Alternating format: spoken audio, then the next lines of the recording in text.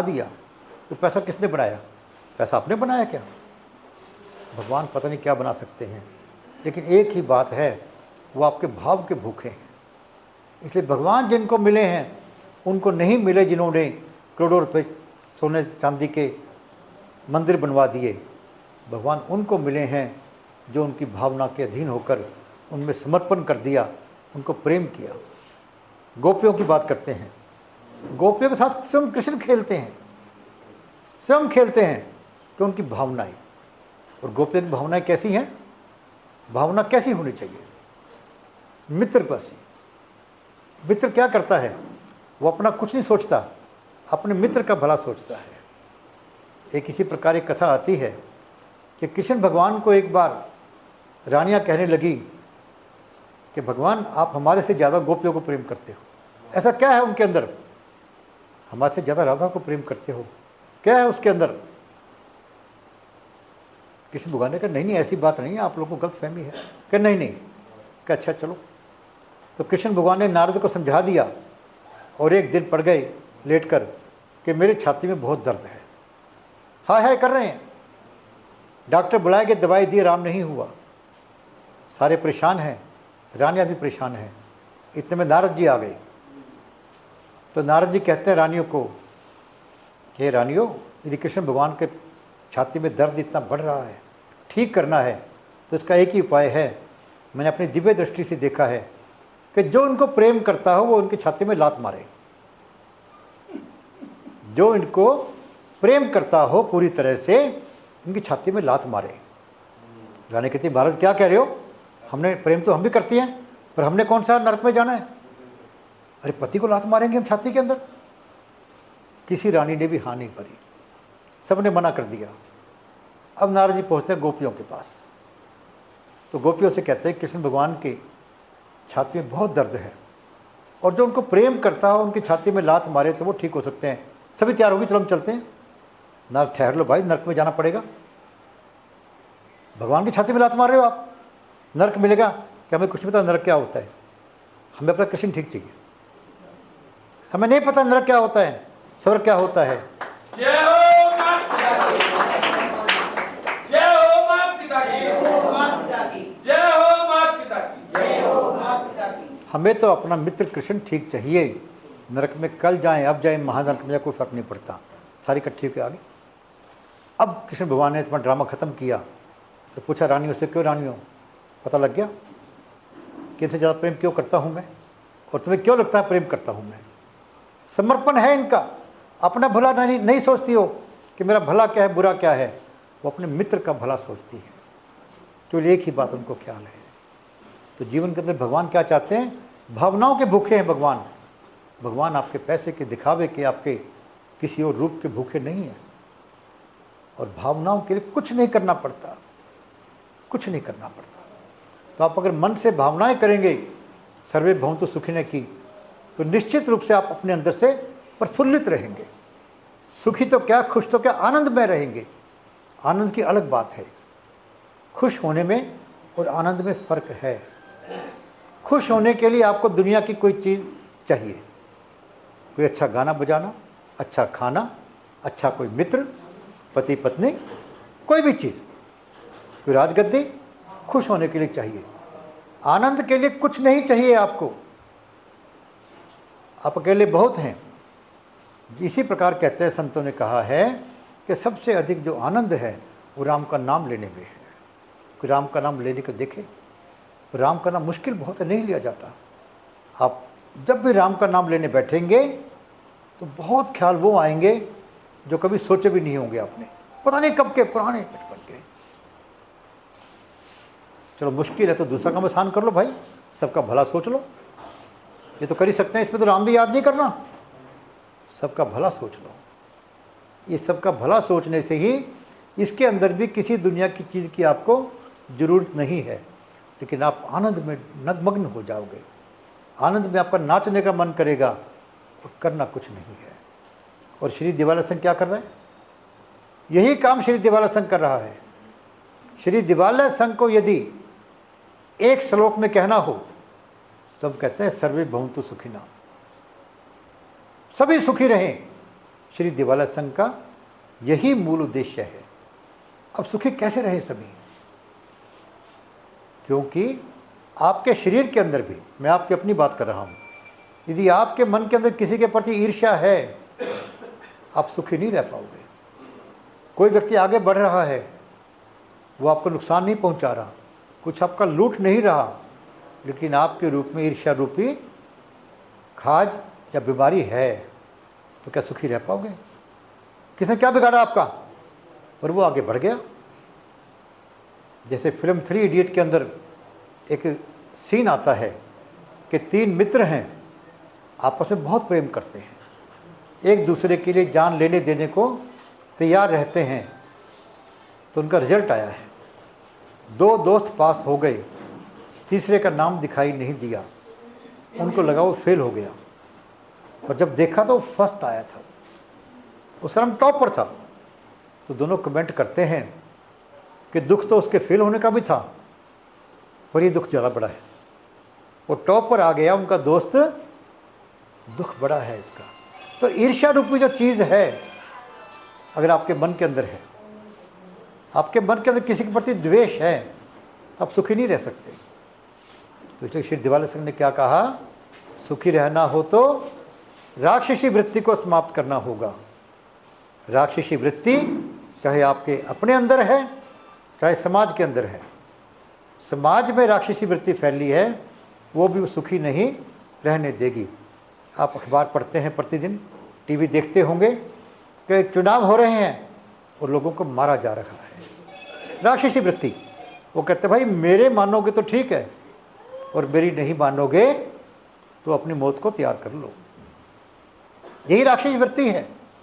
घर में पति पत्नी क्यों लड़ते हैं कि मेरी मानोगे तो ठीक, मैं भला तेरा बहुत सोचता हूँ, पति कहता है पत्नी का, पर तू ऐसे रहा कर। अरे क्या मतलब हुआ भाई? उसको भी जीने दो, खुद भी जियो। राक्षसी वृत्ति आपको सुखी नहीं रहने देगी। तो श्री दिवाला संघ क्या कहता है? राक्षसी वृत्ति को समाप्त करना है। क्यों? हम सबका भला चाहते हैं। सर्वे भवन्तु सुखिनः, मेरा भी, आपका भी, ब्रह्मांड का भी, मानवता का भला। धर्म किसे कहते हैं? कि मानवता के कल्याण के लिए बनाए गए नियम। मैं धर्म पर चलना चाहता हूँ, मैं पूरे मानवता के कल्याण की बात करना चाहता हूँ, और उसके लिए राक्षसी वृत्ति को समाप्त करना आवश्यक है, अति आवश्यक है। और ये भगवान का कार्य है, क्योंकि भगवान ने भी जब जब जन्म लिया तो केवल और केवल राक्षसी वृत्ति को समाप्त करने के लिए ही जन्म लिया। वो समाप्त कैसे होगी? हमें शक्तिशाली बनना पड़ेगा, और कोई इलाज नहीं है। इतिहास में कभी भी राक्षसी वृत्ति समझाए से नहीं मानी। हमें शक्तिशाली बनना पड़ेगा। अपने आप के अंदर की राक्षसी वृत्ति समाप्त करने के लिए हमें अपने के आत्मबल को बढ़ाना पड़ेगा, आत्मबल।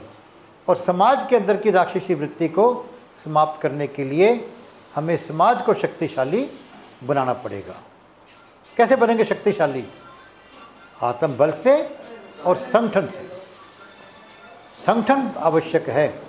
संगठन से मक्खियाँ और चींटियाँ भी बाजी जीत सकती हैं। आप कितने शक्तिशाली हैं इसका महत्व नहीं है, आप कितने संगठित हैं इसका महत्व ज़्यादा है। तो शक्तिशाली बनने के 2 माध्यम, आत्मबल और संगठन। और हमारे जो संगठन और आत्मबल के लिए सबसे पहला माध्यम संस्कार, और संगठन के लिए दूसरा माध्यम संस्कृति। छोड़ दो दीपक, छोड़ दो, बैठ जाओ। आत्मबल कैसे बढ़ेगा? आत्मबल संस्कारों से बढ़ता है, और संस्कार की कुंजी है जय हो माता पिता की। कोई लंबा चौड़ा काम नहीं करना आपको। मेरे पास कई लोग आते हैं, अभी पिछले कार्यक्रम में बच्चों ने पूछा कि सर हम शक्तिशाली कैसे बन सकते हैं, शरीर को मजबूत कैसे बना सकते हैं। मैंने कहा भाई रात को हर रात माता पिता के पैर दबाकर सोया करो। छोटा सा काम है, आप सब कर सकते हैं। ये माता पिता के पैर दबाकर सो सकते हैं, आपका शरीर मजबूत होना शुरू हो जाएगा। मेरे पास कई बार बहुत जवान बच्चे आते हैं, जिम में जाते हुए बड़े बड़े मसल बना रखकर, मैं उनसे पूछता हूँ, भाई बेटा हाथ मिलाओगे? जब हाथ मिलाता हूँ तो कहते हैं, अंकल आप कौन सी जिम में जाते हो?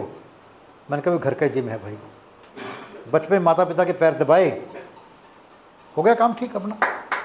जय हो मां पिता की, जय हो मां पिता की, जय हो मां पिता की, जय हो मां पिता की, जय हो मां पिता की। आपके भी जिसके हाथ कमज़ोर और शरीर में शक्ति कम हो, आज से माता पिता के पैर दबाने शुरू कर दो।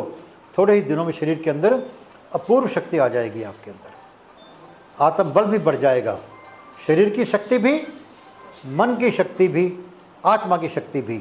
और उस आत्मबल से आप अपने अंदर के सारे राक्षसों को निकाल पाओगे। और समाज के अंदर संगठन के द्वारा हम सब एक ही परमपिता परमात्मा की संतान हैं। फर्क कहाँ पर है? प्रकृति ने सब कुछ सबके लिए समान बनाया। हवा है, क्या ये अमीरों के लिए अलग चलती है, गरीबों के लिए अलग चलती है? नहीं। पानी जो है, क्या इसका रंग अमेरिका वालों के लिए अलग और भारत वालों के लिए अलग है? नहीं है। सूर्य रोशनी क्या किसी धर्म वाले को अलग देता है, किसी को अलग देता है? नहीं है। और तो और शरीर को तोड़ोगे तो भी खून जैसा निकलेगा, वो भी सबका एक जैसा निकलेगा। धर्म के कारण किसी के खून में फर्क नहीं होता, सबको एक बनाया है। फिर हम क्यों लड़ते हैं? इस मन के कारण, इस राक्षसी वृत्ति के कारण, अपने मन के अंदर विकारों के कारण। तो हम संगठित होंगे और माता पिता की सेवा करेंगे। संस्कार और संस्कृति यदि हमारे मध्य में फैलेगी तो निश्चित हम शक्तिशाली बनकर राक्षसी वृत्ति को समाप्त कर पाएंगे, अपने अंदर की राक्षसी वृत्ति को भी और समाज में फैली हुई राक्षसी वृत्ति को भी। और फिर आप जो काम कर रहे हैं ये प्रभु का कार्य कर रहे हैं, तो आपका नाम उस लिस्ट में नहीं आएगा जो भगवान को प्रेम करते हैं, बल्कि गोपियों की लिस्ट में आएगा जिन्हें भगवान प्रेम करते हैं। जिन्हें भगवान प्रेम करते हैं उस लिस्ट में आपका नाम आ जाएगा।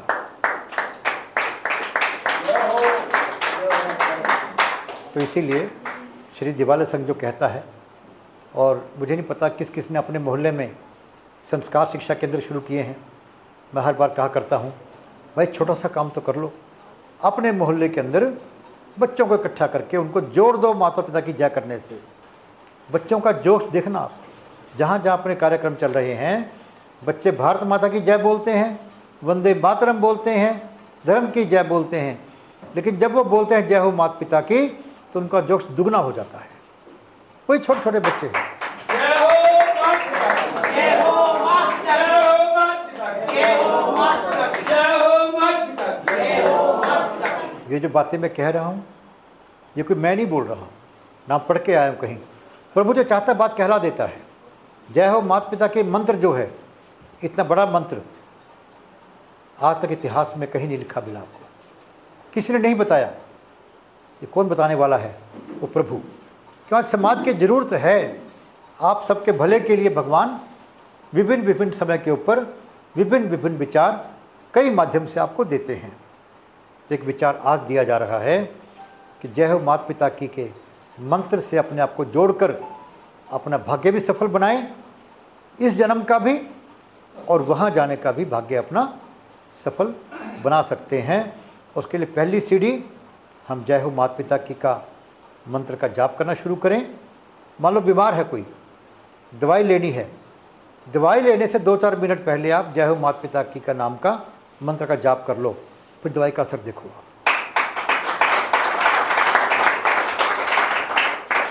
इसी प्रकार शरीर में कमजोरी है, माता पिता के हाथ से पैर दबाने शुरू करो, अपने शरीर की शक्ति को बढ़ता देखो आप। और इसी प्रकार समाज को जोड़ने के लिए अपने मोहल्ले में बच्चों को इकट्ठा करके, या प्रदीप मिश्रा जी आपको, दीपक जी, नंद किशोर जी बता देंगे आपको भी किस ढंग से। कुछ नहीं करना, बच्चों को करके 3 संकल्पों से जोड़ना है। इन 3 संकल्पों ही बात करनी है, कोई लंबी चौड़ी रामायण महाभारत की बात नहीं करनी। क्योंकि सतपाल जी कहा करते हैं कि इन 3 संकल्पों में गीता, रामायण, महाभारत और वेद और सारे जितने भी अन्य संगठन हैं उन सब की फिलॉसफी इन 3 के अंदर समाहित हो गई है।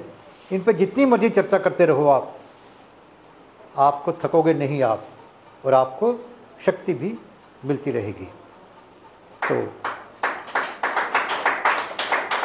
तो किसी का प्रश्न हो तो हम बात कर सकते हैं किसी बारे में। आपने बताया कि माता पिता के पैर दबाओ तो गांठ ठीक है, हमारे तो माता पिता नहीं किस जी, ये कई बार उम्र होते माता पिता नहीं हैं तो भावनाओं से दबाना शुरू कर दो, भावना तो है, भावनाओं से लाभ मिलेगा। अब करके देख लो ये, क्योंकि भगवान तो भावनाओं के भूखे हैं, और जो बीमारी शरीर की है इसमें बहुत नंबर भावनाओं के होते हैं। कोई आदमी बीमार मानता ही नहीं अपने आप को, और कोई जवान भी बीमारी मानता है हमेशा अपने आप को कि मेरा शरीर टूटा हुआ है। तो फोटो का दर्द करो, आप करके देखिए, आराम मिलेगा, पक्का आराम मिलेगा। नाम तो लेते हैं माता पिता का। और कोई प्रश्न किसी का? बोलिए।